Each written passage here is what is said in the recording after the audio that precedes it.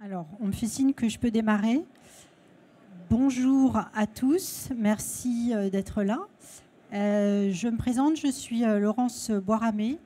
Je suis directrice globale des ventes pour l'hydrogène chez Bureau Veritas. Et donc aujourd'hui, je vais vous parler de la certification, en particulier de la certification de l'hydrogène renouvelable, et vous présenter un schéma de certification que nous venons de développer. Alors, peut-être je vais d'abord vous parler un tout petit peu de Bureau Veritas, vous dire un petit peu qui on est et ce que l'on fait sur l'hydrogène, et puis ensuite vous parler de la certification. Bureau Veritas, c'est un groupe très ancien qui a été créé il y a presque 200 ans, en 1828, et qui en fait, on dit qu'on est une business to society company, parce qu'on apporte en fait des services à des entreprises, mais qui, in fine, servent la société, en particulier sur les aspects de qualité, de santé et de sécurité, de protection de l'environnement et de responsabilité sociale. Alors, on est un groupe très global, présent dans 140 pays dans le monde, et qui emploie un peu plus de 80 000 personnes. Et on fait un chiffre d'affaires annuel de l'ordre de 5 milliards d'euros. Alors, qu'est-ce qu'on apporte sur l'hydrogène? Sur l'hydrogène, en fait, principalement, on apporte de la confiance. Ça se traduit, en fait, par deux types d'activités. Une activité de tiers partie indépendante, pardon. Je sais le dire en anglais, moi en français. Tierce partie indépendante, et notamment où se trouvent toutes les activités de certification, certification des projets, des actifs de production et certification des équipements, et également tout ce qui va être assurance qualité, en particulier de la chaîne d'approvisionnement des fournisseurs, mais on propose aussi des services de mesure, de testing indépendants. On a aussi un rôle de fournisseur d'expertise technique et réglementaire au travers on va dire, d'activités de type Owners Engineers, mais on accompagne aussi beaucoup de projets sur les aspects de permitting, de support, d'assujettissement réglementaire notamment. On est membre de l'Hydrogen Council depuis 2020, et à ce titre, on est d'ailleurs co-chair du groupe de travail de certification au sein de l'Hydrogen Council, et on participe également au comité technique 197 de l'ISO, donc qui traite de l'hydrogène. Sur l'ensemble de la chaîne de valeur, en fait, on fournit des services sur l'ensemble de la chaîne de valeur, de la production à la consommation ou aux usages finaux de l'hydrogène. Alors là, il y a une liste un petit peu longue. Je ne vais pas tous les citer, mais simplement que vous voyez qu'en fait, on accompagne les acteurs, que ce soit sur la production d'hydrogène à partir d'électrolyse, mais aussi d'hydrogène à partir de steam methane reforming. On est présent sur le stockage et notamment sur toute la partie conversion dérivée d'hydrogène avec nos activités de Bureau Veritas marine et offshore. Y compris classification des nouveaux navires et certification des équipements à bord. Et puis, on est évidemment aussi présent sur la chaîne aval, sur les usages finaux et en particulier sur la mobilité, au travers des services que l'on propose pour les stations de distribution et la certification. On fait également des revues d'analyse de cycle de vie et l'équipement, évidemment, la certification des équipements. Et en transverse, on propose aussi de la formation à toutes les parties prenantes, en particulier les opérateurs, les nouveaux usagers de l'hydrogène. Alors j'arrive maintenant au sujet de la certification. Bon, le sujet est bien connu de tous les acteurs de l'hydrogène. L'hydrogène, ce n'est pas nouveau, c'est un gaz industriel maîtrisé dans un environnement industriel depuis très longtemps. Ce qui est nouveau, en fait, c'est qu'on veut en faire un vecteur énergétique pour venir décarboner l'ensemble du système énergétique. Et ce, évidemment, avec un hydrogène le plus bas carbone possible, produit à partir de renouvelables. Et donc, la valeur de cet hydrogène, elle va évidemment beaucoup dépendre des attributs environnementaux qui vont être liés au mode de production. Donc ça, c'est assez fondamental.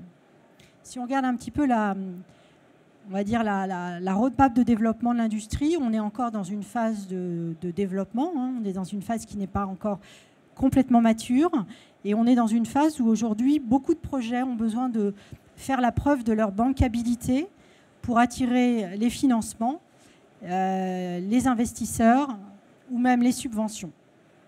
Et assez vite, on va être en phase de production, et ces mêmes projets vont devoir faire des preuves de conformité aux réglementations, aux attendus des clients. Et bien évidemment, tout ça dans la visée qu'à partir de 2030, au-delà de 2030, l'hydrogène, en tout cas les acteurs de l'hydrogène, y voient en fait un marché globalisé mondial où l'hydrogène va pouvoir être commercialisé comme une commodité. Donc, ce que l'on a aujourd'hui, c'est qu'on n'a finalement pas encore de contexte réglementaire global. On n'a pas de définition unique, hein, de l'hydrogène bas carbone ou de l'hydrogène renouvelable. On sait que ça va prendre beaucoup de temps au niveau global pour arriver à un consensus. Si on veut une norme ISO sur le sujet, on sait que ça va prendre probablement des années. Et ce que l'on voit, c'est qu'aujourd'hui, un certain nombre de régions commencent à définir des réglementations, qu'elles ne sont pas toutes les mêmes, et que ça crée en fait un manque globalement de visibilité et de confiance dans le marché. Donc ce manque de confiance retarde un petit peu les décisions d'investissement et globalement retarde la capacité de production, enfin l'augmentation des capacités de production. Et donc c'est pour ça que l'on a décidé de développer un schéma de certification qui a, on va dire, vocation à être un schéma global qui s'applique dans le monde entier et qui vise à apporter de la transparence et à apporter de la confiance. Donc ce que l'on a fait, Bureau Veritas a défini une méthodologie valable et applicable de la même façon partout dans le monde pour certifier des actifs de production d'hydrogène qui va être associé à un label qui, lui, ce label va être associé à l'hydrogène qui est produit. Donc certification pour les actifs, label pour le produit, pour l'hydrogène, pour la molécule. Et on a défini un certain nombre de critères qui nous permettent de qualifier une production d'hydrogène de safe, sustainable and renewable. C'est pour nous extrêmement important de ne pas regarder uniquement le sujet de l'empreinte carbone. C'est évidemment fondamental de qualifier l'hydrogène le plus ou moins bas carbone, mais pour nous, ce n'est pas suffisant. Si on veut vraiment que l'hydrogène devienne le vecteur énergétique à potentiel qui est envisagé, il faut absolument que les critères de safety et de sustainability soient également associés. Point important, au travers de ce schéma, on pourra également certifier une conformité avec une certaine réglementation, évidemment quand la réglementation sera stabilisée. Donc, je vais vous décrire un tout petit peu les trois piliers sur lesquels ce schéma de certification repose. Donc, la partie safety, évidemment, c'est la conformité par rapport à des standards de sécurité, qui sont des standards certains globaux, d'autres des standards locaux, comme les distances de sécurité, par exemple, qui sont différentes d'un pays à l'autre. Mais c'est également l'application des meilleures pratiques, et en particulier des meilleures pratiques liées à l'expérience que nous avons, en particulier dans le secteur de l'oil and gas.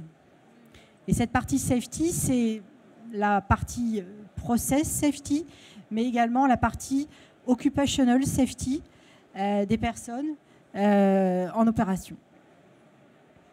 Deuxième pilier, c'est ce qu'on appelle le pilier donc sustainability, excusez-moi pour les anglicismes, soutenabilité, durabilité, qui va, on va dire, regarder des critères ESG, donc environnement, sociaux et gouvernementaux, mais également les impacts environnementaux dans leur ensemble.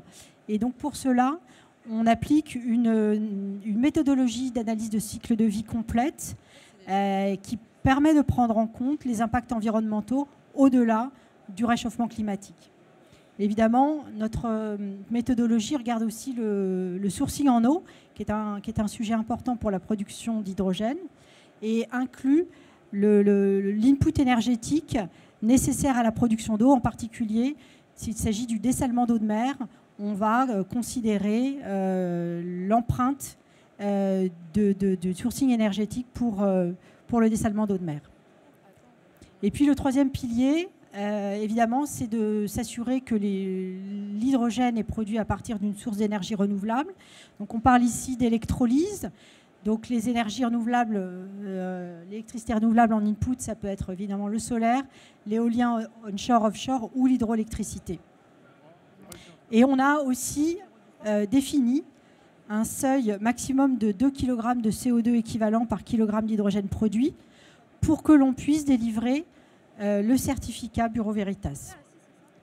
On considère que c'est nécessaire de qualifier, de s'assurer en fait que l'hydrogène produit a une empreinte carbone le plus basse possible.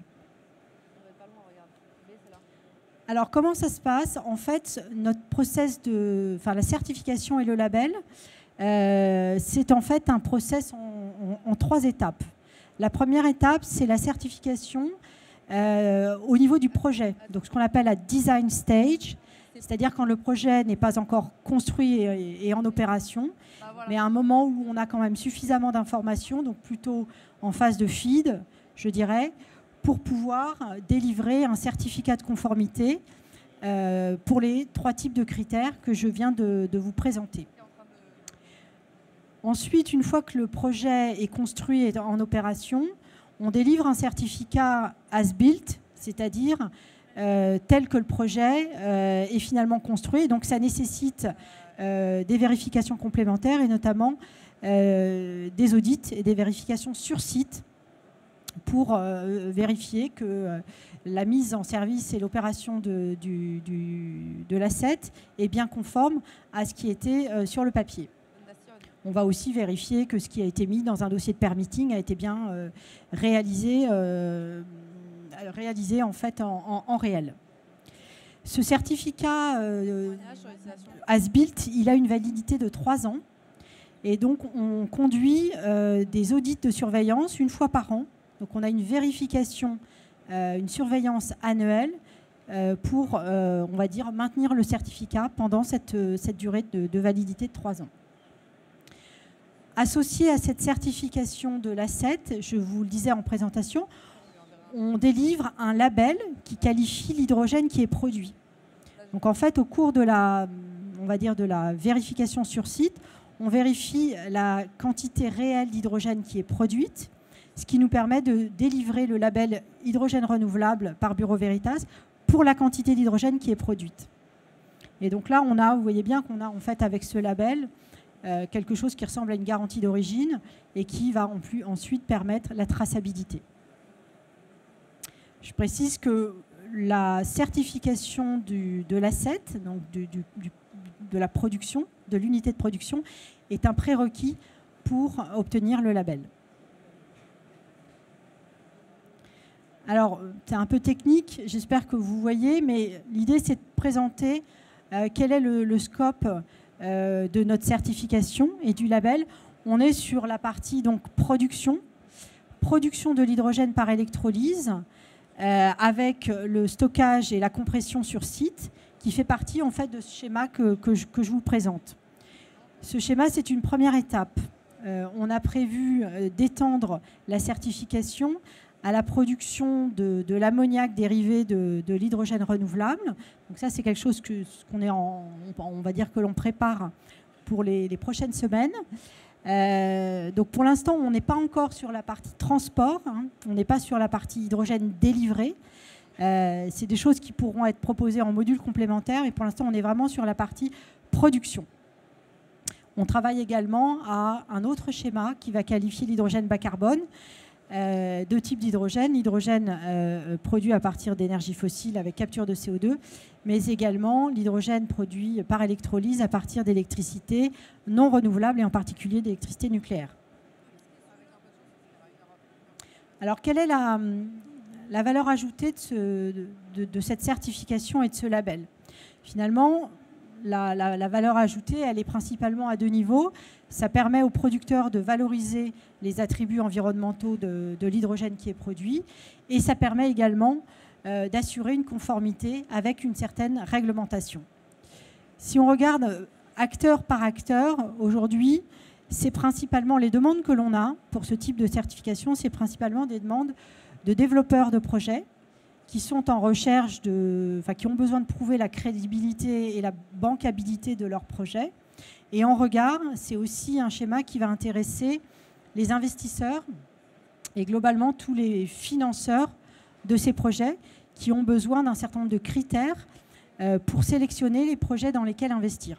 Donc c'est vraiment développeurs et investisseurs qui, on va dire, ont besoin chacun de leur côté de réassurance avant d'investir ou avant de développer le projet. Mais évidemment, avec le label hydrogène et donc le label associé à l'hydrogène produit, on va aussi favoriser les contrats d'off-take, donc la commercialisation de la molécule.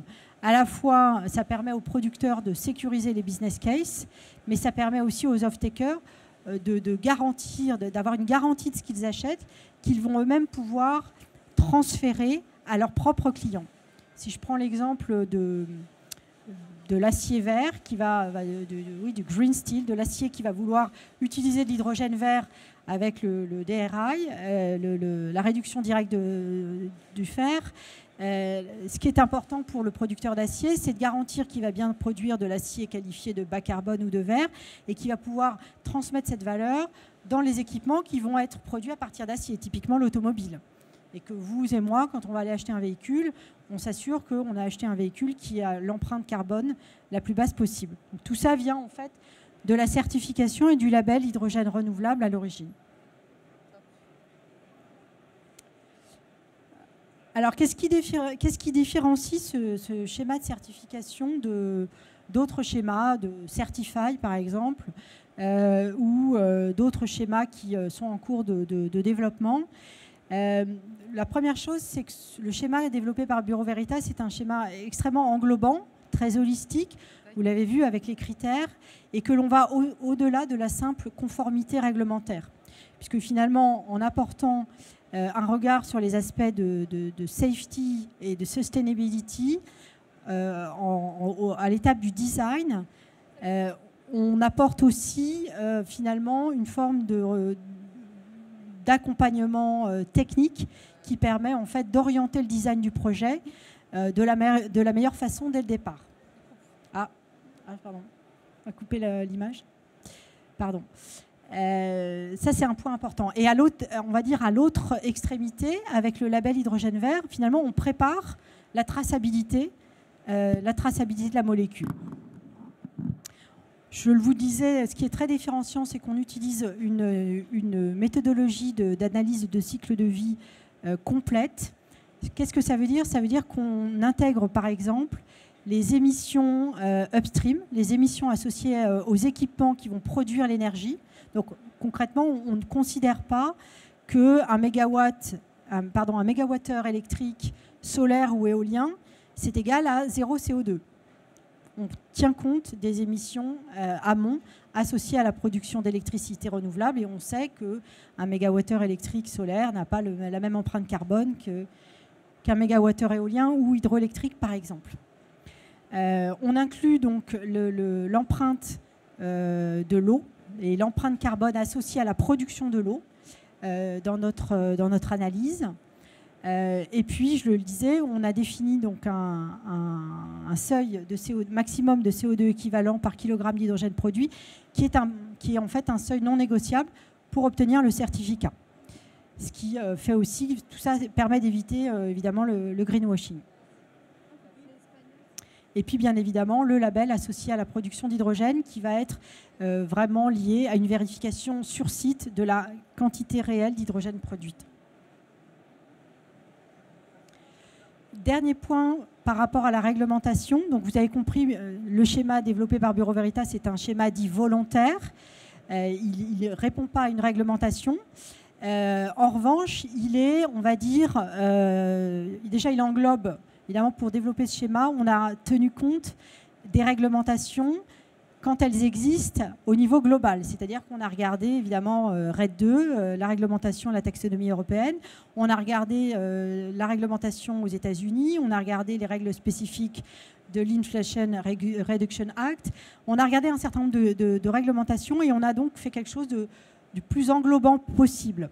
Aujourd'hui, il faut quand même rappeler que la réglementation n'est pas du tout stabilisée, hein. Il y a quand même très très peu de pays qui en ont et quand il y a des projets de réglementation, ils ne sont pas encore complètement validés, hein, c'est le cas de l'Europe. Mais notre schéma va permettre en fait aussi de qualifier d'une conformité réglementaire pour une réglementation donnée. Donc si je vous montre juste ce dernier schéma, ça permet de voir qu'en fait, on pourra qualifier un projet de compliant avec une certaine réglementation, que cette réglementation soit celle du pays où l'hydrogène est produit ou bien celle du pays où l'hydrogène va être consommé. Hein, j'ai en tête par exemple l'export de l'hydrogène voilà, un certain nombre de développeurs producteurs veulent s'assurer que l'hydrogène qu'ils vont produire dans un certain pays va être conforme avec la réglementation du pays d'arrivée. Eh bien, notre schéma va le permettre au travers d'une évaluation, on va dire, complémentaire. Voilà, je suis dans les temps. Alors, est-ce que je peux prendre des questions, du coup? Non? Je ne peux pas prendre de questions, je suis désolée. Mais je vous invite à venir sur le stand de Bureau Veritas, 6 B26, pour venir rencontrer nos experts et poser vos questions.